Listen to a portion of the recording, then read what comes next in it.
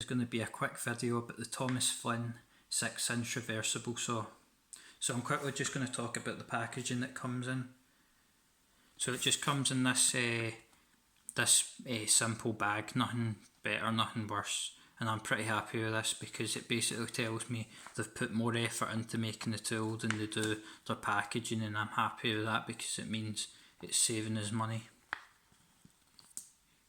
Because this packaging has to cost something, and if it's fancy, if it's in a fancy box, it's going to cost a wee bit more, so I'm happy with that. So I'm going to talk about the tool now. It is a Lynx branded saw, as you can see with the etching on it. It's got a stained beech handle to imitate walnut, I suppose, or brown oak, you could maybe guess as well. It's got a brass ferrule on it, like a chisel or a gent saw handle or a veneer saw handle. It's got this rather interestingly shaped kind of crook neck, kind of back section. The reason why I got a saw like this rather than the flexible saws is because I actually quite like the idea of having some proper rigidity at the back of it, and also I've seen the traditional, or maybe not the traditional, but the flexible flush saws. I've seen people like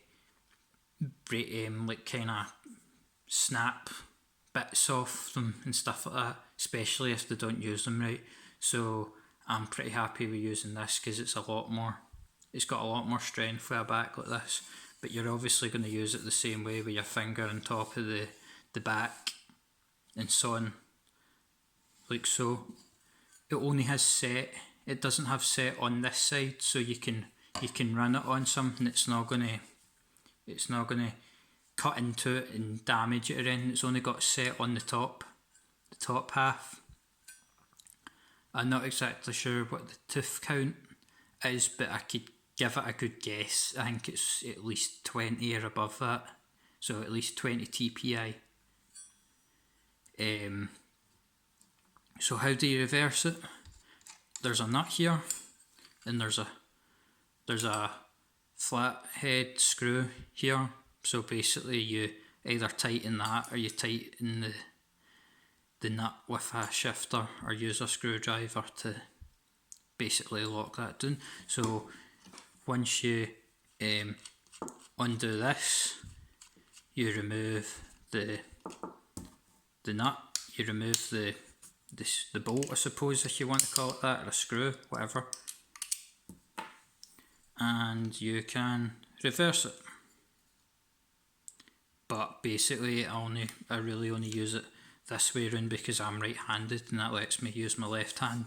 On this side I don't use it as like maybe the more traditional way of, maybe if you're trying to saw into something that's close to a corner, this kind of crooked up section, this kind of beveled section lets you get in closer because the saw there's no back of the saw touching anything. But I just use this for a flush cut, so I don't think it's going to be that good a saw this way round, especially like ergonomically. Like, I don't think it's going to be as good that way, so I just use it this way as a flush cut saw for cutting dowels and things like that.